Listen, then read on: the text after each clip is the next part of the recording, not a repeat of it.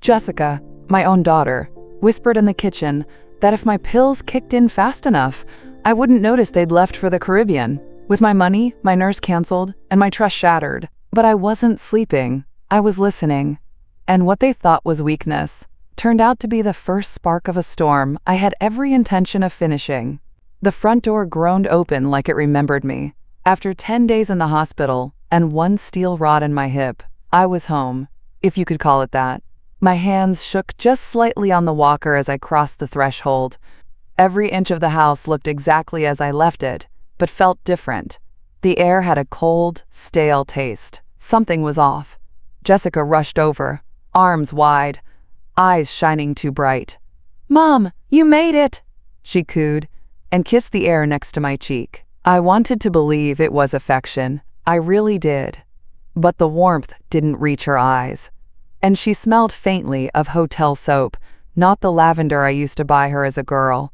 Behind her, Travis gave me a quick smile, all teeth and smug calm.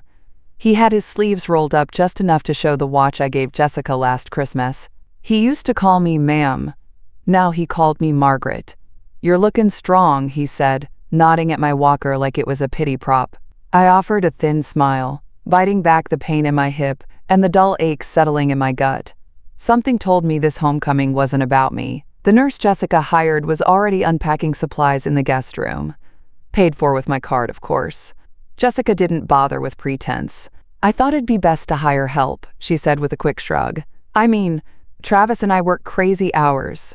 You don't want us fumbling with your medications, right?" I nodded. "Sure, sweetheart. Whatever helps." But I caught the glance she gave Travis. Too quick, too smug. Later that night, as the pain meds pulled at the edges of my vision, I heard them, whispering in the kitchen. "Once Mom's meds kick in," Jessica hissed, "she won't even notice we're gone." Gone? My ears sharpened. I held my breath. "Just a few days," Travis muttered back. "We deserve it. I've already uploaded her insurance stuff. Everything's set for check-in. Emergency contact's still me," she added, chewing a nail. "By the time she realizes, we'll be 2 piña coladas deep." The dishwasher beeped, and they stopped talking. I closed my eyes, but not in rest. I was awake, fully awake, in a way I hadn't been in years. It started small. One morning, I rolled over and reached for my tea, only to find a green smoothie in its place. "Anti-inflammatory," Jessica chirped. "Nurse's orders." But the nurse hadn't even arrived yet. The next morning, my credit card pinged my phone. I squinted at the alert. A $600 charge to Serenity Spa Retreat. Then another. Azure Caribbean Cruises. Deposit received. I didn't want to believe it, but I already knew better. Later that afternoon, Jessica breezed into the den, all bright colors and fake concern. "Everything okay?" she asked, sipping a lemon water like she hadn't just bled me dry. I held up my phone. "Is there a reason my card's paying for a spa I've never visited?" Her smile vanished for a heartbeat. Just a flicker. Then she leaned against the doorway, arms crossed. "That's none of your business, Mom," she said flatly. "Just focus on healing." I blinked at her, stunned. "It's my card. And it's temporary," she snapped. "God, do we have to get into this right now?" Travis wandered in a minute later, phone in hand, not looking up. "That card's been used for shared stuff for months. You were fine with it when we got you that walker." My blood warmed in my cheeks, but I stayed still. Too still. "Maybe you're not ready to handle finances right now," Jessica added, her tone like she was talking to a toddler. "Why don't we take care of things while you rest?" I said nothing. I just nodded and turned my attention to the book in my lap. But I wasn't reading. I was memorizing every word they said, every receipt, every lie. That night, I waited until the house was dark and quiet. Then I slid out of bed, slow and silent. My hip ached, but it held. I made it to the den and pulled open the drawer by the modem. Jessica had hidden the mail there, sloppily. That's how I found the printed cruise itinerary. 7 nights. First-class suite. VIP add-ons. My name nowhere on it. I stared at the paper, and my hands began to tremble. Not from age, but fury. The gall. The gall to rob me blind and dress it up as self-care. In the kitchen, I heard a glass clink. Travis, maybe, getting a midnight snack. I froze, barely breathing. Then came the voice, low, casual, cruel. "She's still too sharp," he said. "You need to up her dosage." My heart stopped. "I don't want her wandering off or snooping," Jessica whispered back. "I thought those meds made her sleepy." "Not enough," Travis said. "One slip, and she'll ruin everything." I slipped the itinerary back into the drawer and crept down the hallway. Not a sound. Not a breath. Only one thought pounding in my head like a drumbeat. They think I'm already halfway gone. The nurse didn't show the next morning, or the next. By day 3, I knew something had gone wrong. "She probably got sick," Jessica said, sliding a croissant onto my plate like it was a peace offering. "It's flu season." I didn't buy it, so I called the agency myself while they were out on an errand. The woman on the line sounded confused. "Mrs. Daniels, your appointments were all canceled. A man named Travis called, said you were doing better, and didn't need assistance anymore." I hung up without a word. They'd done it. Canceled my care. Left me to limp and shuffle and fall, if it came to that. I sat on the edge of my bed and let the realization settle in like dust. These weren't small slights. This wasn't a misunderstanding. They were testing the waters, seeing how far they could push before I snapped. That evening, Travis strolled in just after sundown, still wearing his work badge. His tie was loosened, and he looked pleased with himself. "How's the walking going?" he asked, dropping his keys on my antique mahogany table, leaving a deep scratch. "You're not using that walker as much anymore, right?" I said nothing. He clapped his hands once. "See, you don't need a nurse. You're stronger than you think, Margaret. You can walk, can't you?" The way he said it, it was like a dare. Like he wanted me to push back, just so he could play the wounded son-in-law. "I'll manage," I replied, voice even. "Exactly," he nodded. "No need to waste good money on extra help. We'll all be out of the house soon anyway." I blinked. "Out of the house?" "Oh," he smiled, casual. "Just a little vacation. We need to recharge. We've been under a lot of stress, you know?" I stared at him for a long, heavy moment. "Using my card?" He shrugged. "You weren't using that emergency fund anyway." That night, I made a second call, to Chloe. My niece picked up on the second ring. "Aunt Mags?" "Sweetheart," I whispered. "I need a favor, a quiet one." Chloe arrived the next day, sunglasses on, scarf pulled up. She slipped into the house like she was smuggling secrets. Which, in a way, she was. We sat in the den while Jessica and Travis were out again, their car gone for hours. Chloe pulled out her laptop. "Let's see what we're dealing with." Within 10 minutes, she had it all on screen. The cruise, the spa, the jewelry order from Tiffany's. All on my card. All under Jessica's email, and Travis's billing address. "God, Aunt Margaret," she muttered. This is straight up elder abuse." I winced at the word. But she wasn't wrong. "Wait," she said, clicking deeper. "They upgraded their cabin twice. They booked massages, excursions. Do you know how much this cruise costs now?" I shook my head. She turned the screen so I could see the number in glowing red. $10,327.42. "I'm gonna kill them," she muttered. "No," I said. "We're going to let them pack." Chloe raised an eyebrow. "Pack?" I smiled, slow and sharp. "We're going to let them walk right up to that ship like they own the world. And then we're going to take it away." By Friday, their suitcases were lined up in the hallway like smug little soldiers. Jessica wore a white linen jumpsuit and strappy sandals like she'd just stepped off a travel blog. Her nails gleamed pink and perfect. Travis was all aviator sunglasses and cologne thick enough to peel paint. Their Uber pulled into the driveway at 8:12 a.m. sharp. "We'll check in by noon," Jessica told me, plucking her luggage handle like it owed her rent. "Shouldn't be back until next Sunday. Be good, okay, Mom?" She leaned down and kissed the top of my head. I could smell the sunscreen already. "You two have a safe weekend," I said sweetly. My tone was sugar, but my heart? Oh, it was a cold stone under river water. Steady, patient, and deadly. Chloe waited until we heard the Uber door slam shut and the wheels crunch down the driveway. She cracked her knuckles, opened her laptop, and gave me a wicked little grin. "You sure you want to go through with this?" I didn't blink. "Hit it." One by one, she logged into the Cruis website, canceled the suite, the excursions, the prepaid bar tab, the airport transfers, the VIP boarding, all non-refundable, all under my name. And with one final click, she changed the travel account password, then shut the laptop. "Done," she said, leaning back with a sigh. 10 grand, gone. I sat quietly for a moment, my hand resting on the rim of my teacup. "Funny," I said. "I used to cry when she didn't call me for Mother's Day. Now I feel nothing." At 11:38 a.m., Jessica posted a selfie on Instagram. I saw it through Chloe's burner account.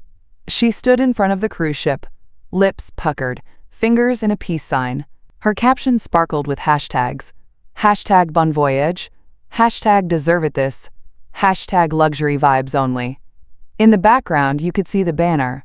Boarding line B, priority guests. "Oh, honey," I muttered. "You're about to learn what real priority looks like." By 12:02 p.m., they were at the counter. The girl at the kiosk stared at her screen, frowning. "I'm sorry, ma'am, but this reservation has been canceled by the account holder." Jessica blinked. "That can't be right. Try again." The girl did. Travis leaned over the desk, voice rising. "Listen, we paid for the suite. First class. My name is on the reservation. Check again." The woman's face didn't change. It was booked under a Margaret Daniels. The cancellation came through this morning. Non-refundable. "Is there another payment method you'd like to try?" Jessica's voice cracked. "This has to be a mistake. I'm her daughter." "She's senile," Travis chimed in. "Probably forgot she did it." The woman looked unimpressed. "You'll need to book a new ticket. Economy's still open." Jessica's mouth opened and closed like a fish out of water. Behind them, a man filming with his phone whispered, "Ooh, cruise drama. Hashtag car not the dock." Back at the house, I sipped my tea while Chloe played the terminal video again. Jessica, mid-scream. Travis waving his arms like an inflatable car lot man. Chloe was laughing so hard she had to wipe her eyes. "You're trending, Aunt Mags," she wheezed. "Well, technically they are. But this is gold." I just nodded, peaceful as a sunrise. Sometimes, justice isn't a courtroom or a shouting match. Sometimes, it's a canceled vacation and a crowd with smartphones. I posted the photo the next morning. Nothing dramatic, no filter. Just me in my kitchen, smiling with Chloe, a cup of Earl Grey in my hand. The caption was simple. Some people should learn who really holds the keys. Key, no tags, no names. But the people who needed to see it? Oh, they knew. By noon, Jessica had already texted me 3 times. "Jessica, what did you do?" "Jessica, why is our reservation gone?" "Jessica, are you kidding me right now?" I ignored every message. Silence, after all, is its own kind of scream. Travis was next. Less emotional, more professional. His message opened like a corporate memo. "Travis, Margaret, we need to have a serious discussion about boundaries and misunderstandings. Let's clear this up. Call me." Clear it up? Like it was a weather forecast? Please. By that afternoon, the terminal footage had made its rounds on TikTok. The video was shaky, but the audio? Crystal clear. Jessica's voice shrieked through the speakers. "My mother booked this. We're first class. Do you even know who I am?" A voice behind the camera chuckled. "Yeah? You're hashtag Cruise Karen." By sundown, the video had over 300,000 views. People in the comments were ruthless. "Lady tried to steal a cruise from her mom and got left at the dock. Iconic. That man looks like he's about to cry over a daiquiri. Somebody call the Coast Guard. They're sinking in entitlement." Chloe refreshed the page with glee, cackling like a teenager. "God, this is better than Netflix." I let her enjoy it, but for me, this wasn't about viral justice. This was about taking back my power. One locked suitcase, one canceled excursion at a time. Jessica called at 9:46 p.m. I let it ring twice before answering. I wanted her to sweat. "Mom," she started. Her voice was clipped, brittle, trembling at the edges. "What the hell is going on?" I leaned back in my chair and stared at the ceiling. "Whatever do you mean, sweetheart?" "The cruise," she hissed. "Don't play dumb. You canceled everything." "Oh," I said lightly. "That's odd. I must have forgotten." There was a beat of silence, the kind that vibrates. "You're losing it," she muttered. "You're not well." I sat up. My voice sharpened. "No, Jessica. I'm finally seeing well. Big difference." I could hear her breathing through her teeth. Travis must have been nearby. There was a muffled sound, something like a hand slapping a couch. "You ruined our one break," she snapped. "You don't even use that money." "Oh, I do now," I replied. "In fact, I used some of it to retain a lawyer." That shut her up. "Wait," she said. "What are you talking about?" "I had some documents drawn up," I said. "Nothing major. Just a letter notifying you that your stay in this house is coming to an end." Jessica's voice dropped to a whisper. "You're kicking us out?" I smiled. "You were never on the deed, dear. Not even a line in the will. Consider this a grace period." Another silence. Then, suddenly, tears. Real? Maybe. But I'd seen better performances at community theater. "Mom, please," she whispered. "We're just stressed. It's been a hard year. And Travis thought." "I don't care what Travis thought," I said. "And I'm not your retirement plan. You wanted me helpless. You were waiting for it." "No. Save it." I hung up. And for the first time in weeks, I slept like a stone. The next morning, I found a post-it on the fridge. "Out looking at apartments. Be back before lunch. Jess." Apartments. As if this was a sleepover they were choosing to end. As if I hadn't spent the last 3 weeks limping around while they plotted over their soy lattes. I peeled the note off with steady fingers and dropped it in the trash. "Don't worry," I whispered. "You'll be out before your oat milk expires." They returned at 11:52 a.m., wearing matching frowns and fresh arguments. "We need to talk," Travis said, setting down a folder. I was at the kitchen table with my tea. Didn't even look up. Jessica sat across from me. Her eyes were red, and for a moment, I almost believed the tears. Almost. "Mom," she began, "we know you're upset. But this isn't the answer." I sipped slowly. "What would you say is the answer? Because drugging me and stealing from my accounts didn't quite solve things either." She flinched. "It wasn't like that." "It was exactly like that," I said, finally meeting her eyes. "You and your husband schemed to leave me sedated and alone while you drank Mai Tais on my dime." Travis cleared his throat. "Legally, you gave us access." "Finish that sentence," I said, "and I'll have my lawyer add slander to the notice." He closed his mouth. Jessica leaned forward, her voice low and syrupy. "Mom, you don't really want to go through with this." "Jessica," I said, "I gave birth to you during a tornado warning in a hospital without air conditioning. Don't talk to me like I don't know what I want." A silence fell between us, thick and awkward. Then Jessica blurted out, "We've invested in this house." I laughed. I actually laughed. "You haven't invested a dime. You treated it like a hotel, and me like the help." Travis's calm finally cracked. "You can't just throw us out over a misunderstanding." "You didn't misunderstand me," I said, standing slowly. "You underestimated me." I walked, without the walker, over to the drawer and pulled out the envelope. Chloe had printed the letterhead herself. I dropped the eviction notice in front of them. 30 days. That's generous, considering you tried to swindle me out of my home." Jessica's mouth fell open. "You're really doing this?" I nodded. She snatched the paper and scanned it. "You can't be serious. Where are we supposed to go?" I tilted my head. "Maybe you'll find a refund where you left your decency." They left the table in a huff, slammed doors, whispered curses. Travis stomped down the hall like a teenager denied the car keys. Later, I found him sitting in the sunroom, scrolling his phone, face pale. "Lost your appetite?" I asked. He didn't look up. "My boss follows that Cruis video account. I smiled. How very unfortunate. Chloe and I celebrated that evening with sparkling cider and grilled cheese. To justice, she toasted. To Wi-Fi and good nieces, I added. Outside, the wind picked up, shaking the hydrangeas I planted the summer after Henry died.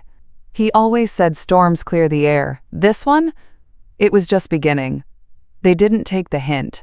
3 days later, Travis ambushed me in the kitchen. No Jessica this time.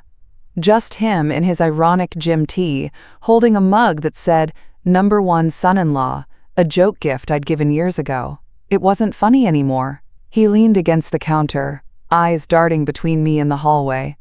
I've been thinking, he began, like we were co-workers negotiating lunch plans.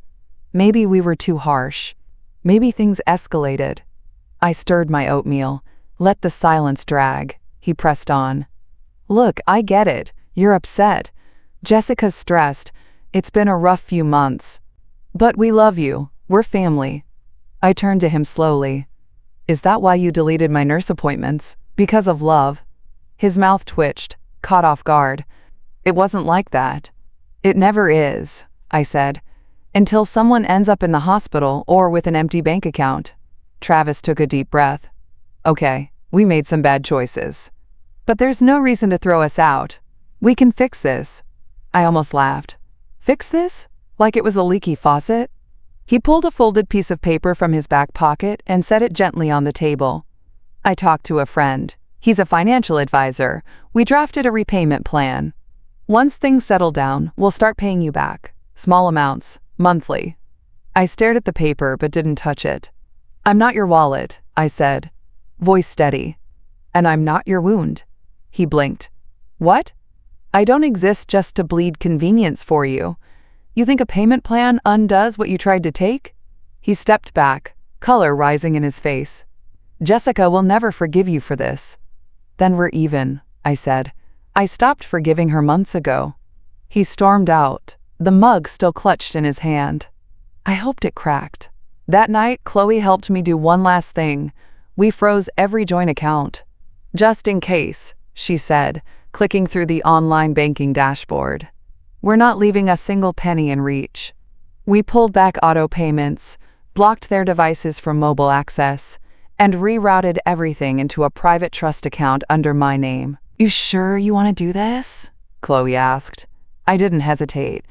I'm done being generous to people who think kindness is weakness. The next morning, Jessica exploded. I was pruning the lavender by the front steps, sun on my neck, clippers in hand, when the screen door burst open. You froze the accounts? She stood there, still in pajama pants, bare feet on the hardwood. Her eyes were wild, hair unbrushed. I hadn't seen her like that since high school. You left us with nothing, she cried. I wiped my hands on my apron. Correction, I left you with 30 days and a healthy dose of reality. You don't understand what this does to us. Oh, I said softly. I understand better than you think. I was in this house with a healing hip and no nurse while you were sipping champagne and a booking confirmation. She didn't reply. I stepped forward, lowering my voice. You thought I was fading, Jessica, that I'd just sit here smiling and slipping away. Her lip quivered. But I'm not fading. I'm rising. I walked back inside and closed the door. Later, I found a note slipped under my bedroom door. You're not the only one who knows lawyers. I laughed, long and hard, because what she didn't know was that Chloe had already called my estate lawyer. We weren't just preparing for eviction. We were preparing for cleansing. Every connection, every access, every false tie. I had the locks changed that Monday morning. The locksmith was a sweet man named Ray. Said his own mother lived nearby, loved gardenias, and would, quote, raise hell if someone so much as touched her mailbox. I liked Ray immediately. While he worked on the front door, I poured him a cup of coffee. Black, 2 sugars. You ever had to do this for family? I asked. He nodded, his hand steady over the brass. Once. My aunt booted my cousin out for stealing from her Medicare checks. Said blood's blood, but dignity's the line. He didn't ask for details. He didn't need to. Some of us recognized the smell of betrayal on the air. Jessica returned first. bags of groceries in her hands, no doubt paid for, with one of her personal cards now. She jiggled the doorknob. It didn't budge. I opened it myself. "New locks?" she snapped. I nodded. "Didn't want you to lose your key in the shuffle? You've got 22 days left." She shoved the groceries into my arms. "We still live here, Mom. You can't just change everything like we're strangers." "But you are strangers," I said calmly. "Strangers don't tuck you in while you're recovering, then steal your emergency fund for a massage table and seaweed wrap." Travis showed up an hour later, already sweating. He tried the handle. Nothing. I opened the door again. "You'll need to knock from now on." He laughed, bitter and loud. "You think this is legal? Changing locks before we're out?" "Perfectly legal," I replied, holding up a second envelope. "The law firm confirmed it. As long as I provide access until your 30 days are up, I can do what I please with my house."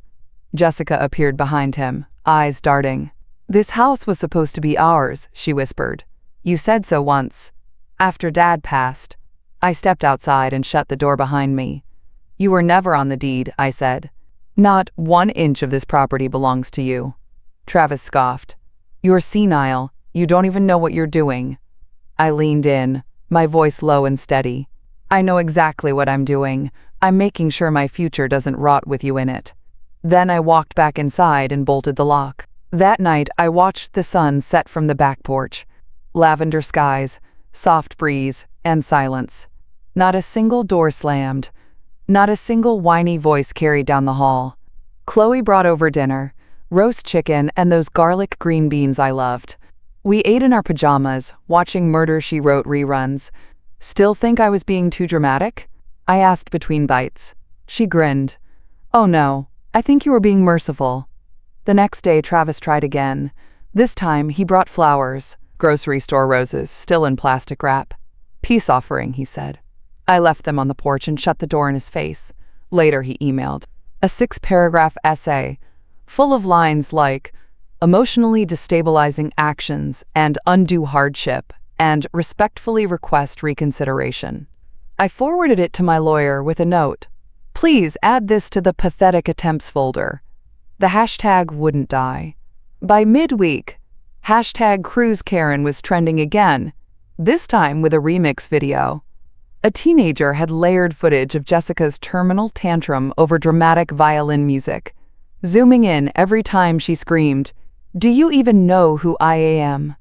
The internet knew now. Even Travis's face, red, furious, waving his arms at the kiosk, was frozen in meme form. When you steal from Mom and lose your vacation, job, and dignity in 60 seconds. The caption hit harder than I expected. Because Travis had, in fact, lost his job. It was Chloe who spotted it first. She'd set up a few alert bots, don't ask me how, and one pinged with the news. Travis L. Mercer, associate project manager at Urban Core Developments, had been released from contract due to personal matters. Translation? His boss saw the video. So did the shareholders. Apparently, nobody wanted a Karen adjacent in the company newsletter. Chloe read it aloud, trying not to smirk. Says they reviewed his quote, conduct and character, found it inconsistent with the firm's values. I sipped my coffee. Shame. And he looked so good next to a pina colada. The doorbell rang that afternoon. I opened it, expecting Travis or a delivery. It was Linda from next door, one hand on her hip, the other holding her phone. "Oh, Margaret," she grinned. "I had to come tell you in person. Is that really your Jessica in this video?" She held up the screen. There it was again. My daughter, in high-definition mortification, sobbing about luxury wristbands and ungrateful staff. "That's her," I said. Linda burst out laughing. I knew I recognized her voice. "We've been watching this thing at our book club. Someone dubbed it House of Cruising Cards."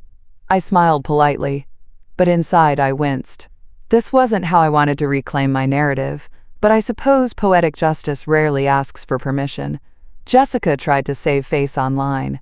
She posted a photo, an old one, of the three of us smiling at the lake. The caption was pure fiction.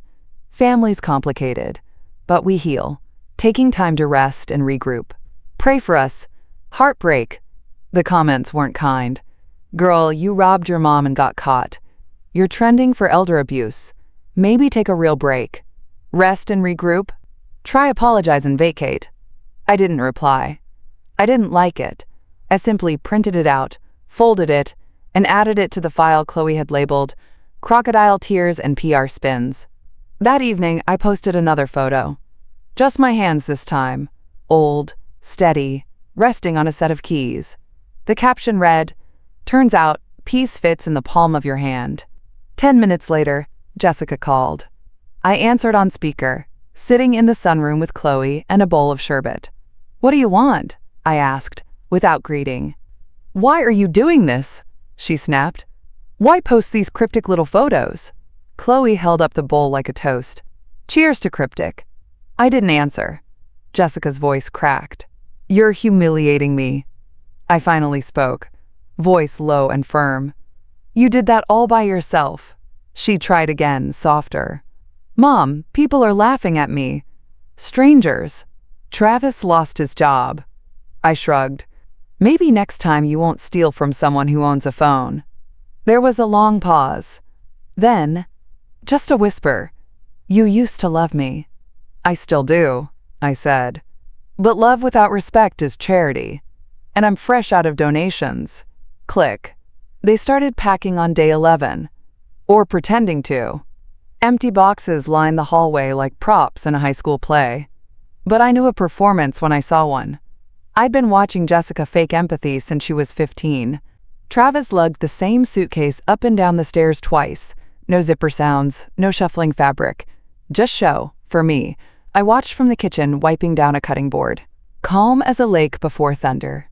"Need help?" I called sweetly. He didn't answer. On day 12, a letter arrived. Thick envelope, heavy stock, embossed seal. My lawyer's handwriting on the front. I opened it carefully, laid it on the mantel, and poured myself a small sherry. The kind Henry and I used to save for anniversaries. Chloe came by around 4 and spotted the envelope immediately. "That it?" she asked. I nodded. "Want me to read it?" "No," I said. "I know what it says." She leaned against the wall. "Think they'll fight it?" "Let them," I said. "The house isn't the only thing that's mine, so is the truth." At 5:12 p.m., Jessica marched into the den. Her face was tight, like it hurt to keep it composed. I'd seen that look once before, right before she broke a snow globe at age 7, then blamed it on the neighbor boy. "You're really going through with this," she said, like I'd committed treason. "Yes," I replied. "Have you?" She blinked. "Have I what?" "Gone through your life. Thought about the parts where you turned cold, where you let your greed snuff out your grace." She looked confused, or maybe just unready. "I raised you to know better," I said, my voice quiet. "But somewhere along the way, you decided better meant richer, louder, shinier. That's not fair." "No," I said. "It's accurate." Travis entered, as if on cue, carrying the same damn box from the morning. He set it down with a dramatic grunt. "You'll be hearing from our lawyer," he said. Chloe raised an eyebrow from the dining room. "Which one? The one you Googled after losing your job? Or the one from Reddit?" Jessica snapped. "We don't need to be insulted." I walked to the mantel, picked up the letter, and held it out. "No need. This does it for me." Travis didn't take it.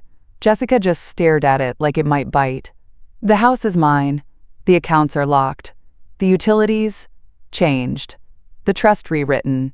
You have 18 days. Or less if I get tired." Travis scoffed. "This'll get you nowhere. You'll die alone in this house." I smiled. Alone is better than surrounded by thieves. That night, I took the envelope upstairs and slid it into the drawer beside my bed. Next to Henry's last note, the deed, and a crumpled photo of Jessica holding a sparkler on her 12th birthday. It wasn't spite that kept me moving forward. It was clarity. I hadn't built this life to be stolen out from under me like a soft rug. I built it to last. The days crawled by like tired animals. Jessica grew quieter. Travis grew louder. And I grew still. On day 14, I found Travis in the garage rifling through the cabinet, where I kept winter blankets and Christmas tins. "What are you looking for?" I asked, leaning in the doorway. He didn't turn around. "Nothing," he muttered. "Just organizing. Figured we'd start boxing up your things." "My things." "Those tins belong to my grandmother," I said. "You box one, and I'll box your jaw." That got his attention. He slammed the cabinet shut and stormed out, muttering something about crazy old women. Good. Let him mutter. Later that afternoon, Jessica tried one last play.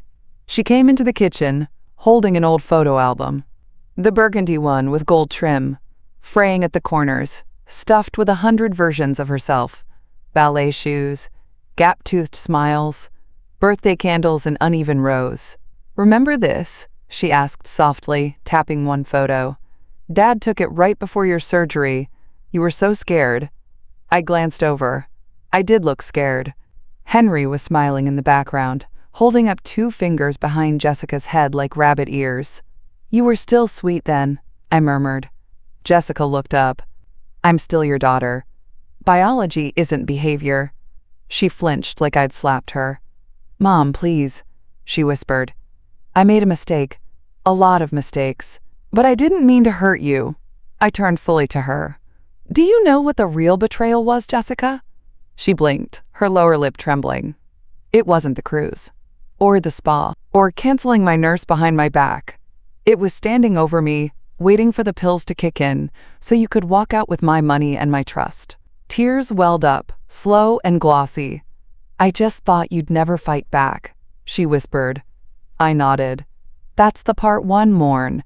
She reached across the table, toward my hand, but I pulled it back. "I forgive you," I said. "But you're still leaving." She closed the album and walked away without a word. That night, I checked the shared drive Chloe had set up. A folder marked Evidence had grown fat, with screenshots, recordings, and bank statements. "I could file charges," Chloe said over the phone. "Fraud, exploitation, it's all here." I sat with the thought for a long while. "No," I said finally. "Let them walk. Just make sure they don't run off with anything that's mine." Chloe exhaled into the phone. "You're sure?" "I'm sure.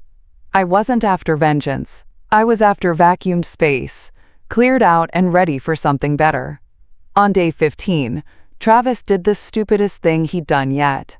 He posted a photo on Facebook, an old one of me, asleep in the recliner after hip therapy. My mouth slightly open, my walker in the corner. The caption?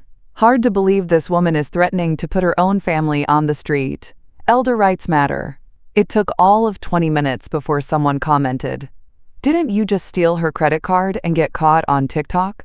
By nightfall, someone had created a side-by-side meme. My sleepy photo next to the Cruis terminal video. Caption, "You messed with the wrong grandma." It was a quiet morning. Unusually quiet. No footsteps, no doors creaking, no fake sighs or dramatic throat clears from the hallway. I found the kitchen empty, dishes gone from the sink, Travis's oversized mug missing from the drying rack. That mug he always left, just slightly unwashed, as if even rinsing was beneath him. I opened the cabinet where I kept my grandmother's heirloom china. Gone. 2 teacups and 1 dessert plate missing. The matching sugar bowl had a chip along the rim, a fresh one, my hands curled around the edge of the counter. So, that's how we're playing it. I didn't call Jessica. I didn't wait for an explanation. I called Chloe. Within the hour, she was sitting across from me at the dining room table, typing furiously into her laptop. "Everything's getting locked down," she said. "Not just accounts, subscriptions, cloud storage, household vendors. I even pulled the code for your smart thermostat." I blinked. "We have one of those?" "We had one," she corrected, cracking her knuckles. "I also sent a note to the security company, changing all the passcodes." I leaned back, exhaling slowly. "They'll say I'm cruel." Chloe shook her head.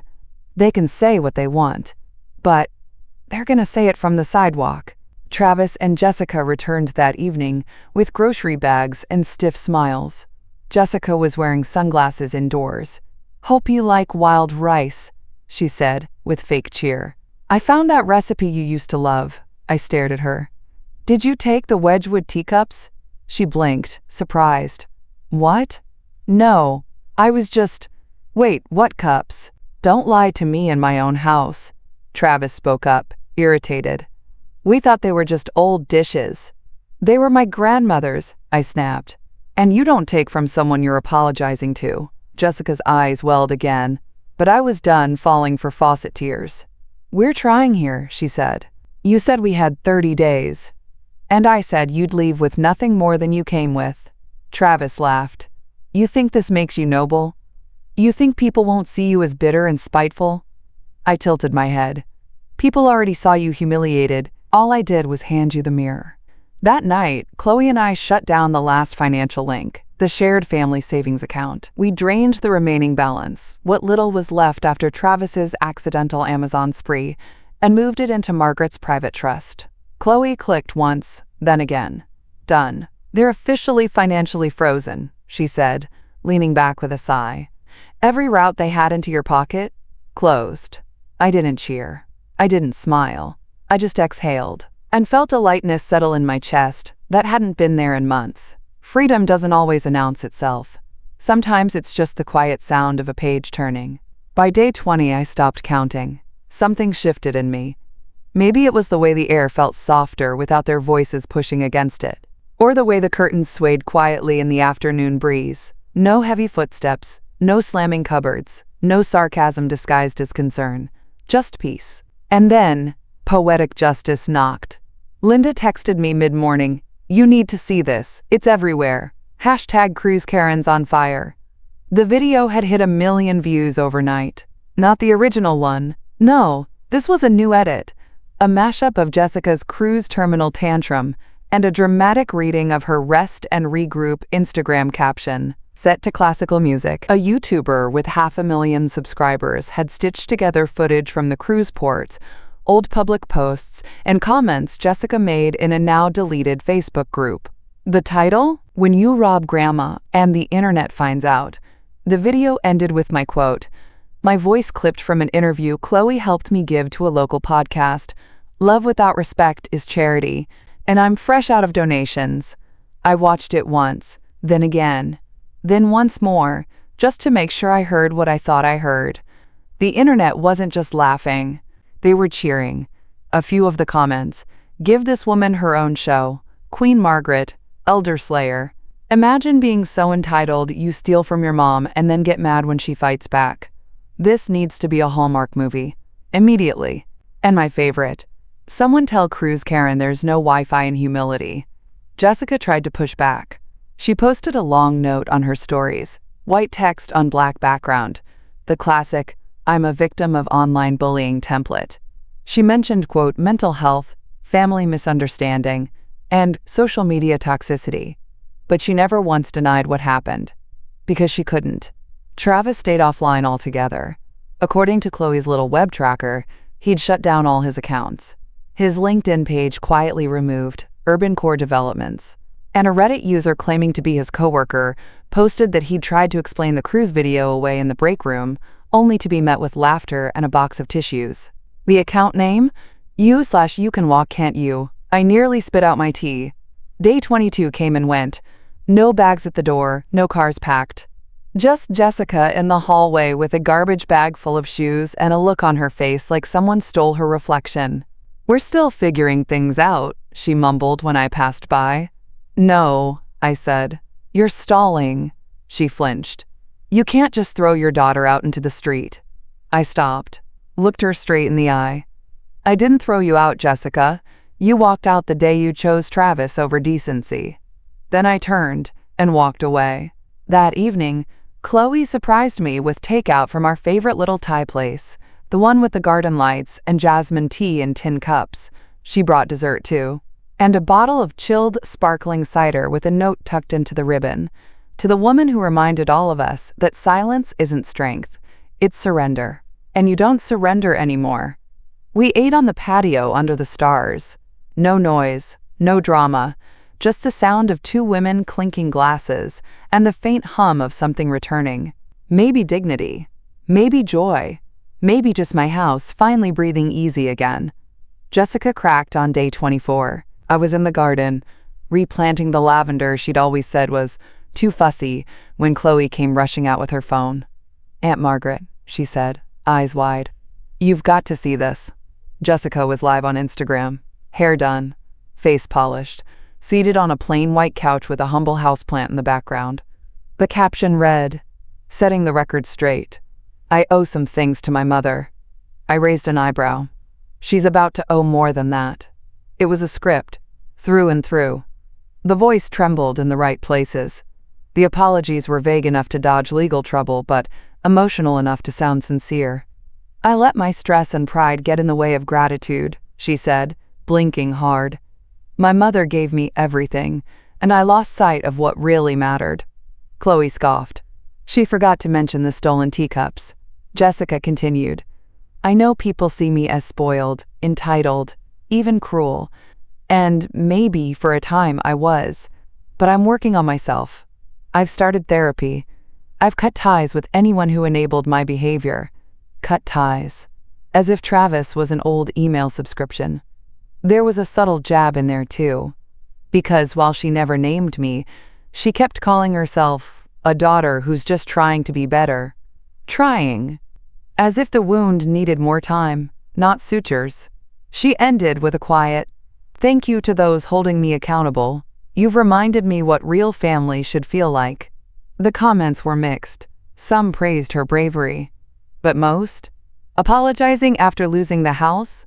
Convenient. She's sorry the internet found out. "You're not the victim here, sweetheart. Your mom is." I didn't respond, didn't post, didn't clap back. Instead, I typed a simple message and sent it to my lawyer. "Please proceed with final eviction documentation. No more delays." 2 days later, they were gone. Travis didn't say goodbye.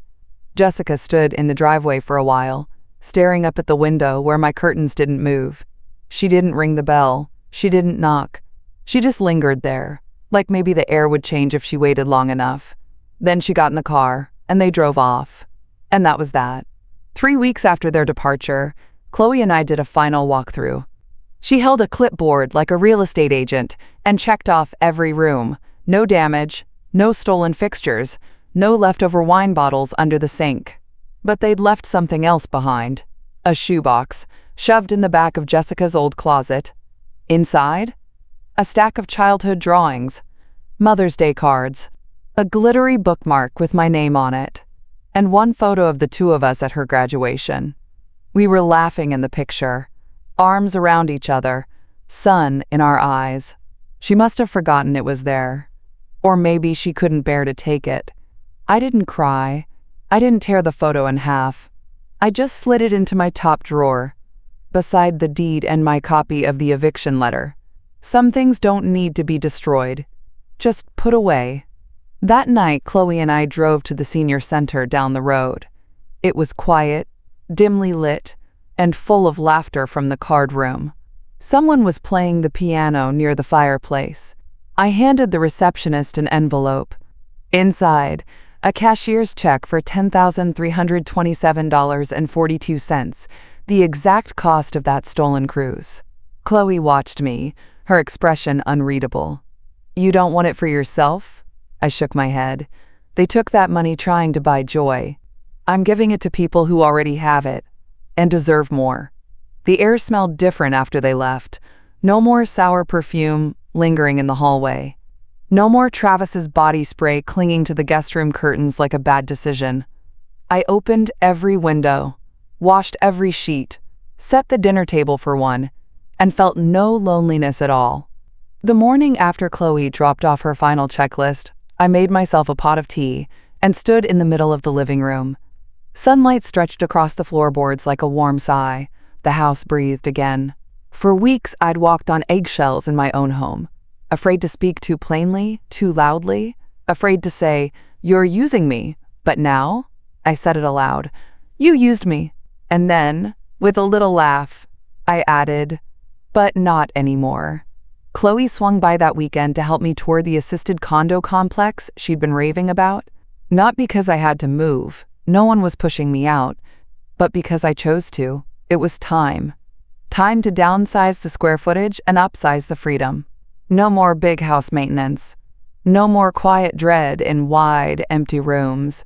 We pulled into a charming little courtyard with brick walkways and benches under old oak trees. The kind of place where people waved when you passed, and no one raised their voice unless it was bingo night. I fell in love with the place instantly.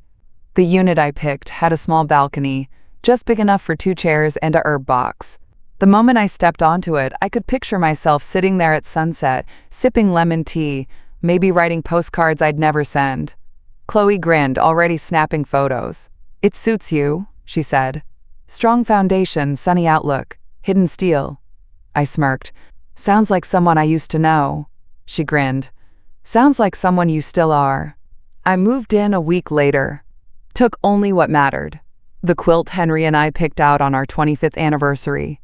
The little green vase Jessica made me in 3rd grade, before the world convinced her to be prettier than kind. And the photo of me and Chloe, arms locked, laughing like teenagers on the front porch the day after Travis lost his job. Poetic justice makes for excellent wall art. The last time I spoke to Jessica, it was on my terms. She called from a new number. I recognized her voice instantly, soft and small, like it had been sanded down by consequence. "I heard you moved," she said. "I did. Is it nice?" "It's peaceful." Silence. Then, "Do you still have that photo from graduation?" "I do." Another pause. And then she asked it. Not loudly, not rudely, just as a question. "Do you think we'll ever come back from this?" I let the silence stretch. Not to be cruel, just to be sure. Then I said, "That's not up to me." She didn't cry, didn't apologize, just said, "I understand," and hung up. Weeks later, Chloe and I visited the senior center again, the one that now had a new tea room, courtesy of a woman who'd learned what respect really cost. We sipped spice cider while a man named Roy showed us how to beatbox with a harmonica. I didn't laugh like a lady. I laughed with my whole chest. And when the center director raised her glass to me, thanking me for my incredible generosity, I smiled and said, "I'm just happy it's being used for something good, something honest, because that's what this was about, wasn't it? Not revenge, restoration." I wasn't bitter. I was awake.